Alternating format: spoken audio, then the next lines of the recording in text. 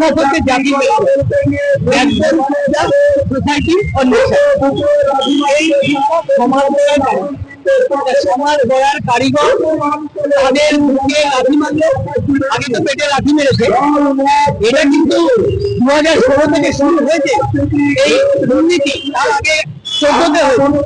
কিন্তু এই শিক্ষক বছরকে বছর বন্ধ রেখেছে। এই 2011 পর এই একটা মাত্র নিয়োগ হয়েছিল, নিয়োগ মানে পরীক্ষা ছিল, তাকে দুর্নীতিতে এবং এই চাল চাকর বলা হচ্ছে খিচুড়ি মিশিয়ে এর মধ্যে দিয়ে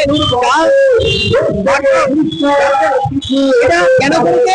এই অবৈধ অযোগ্য শিক্ষকদের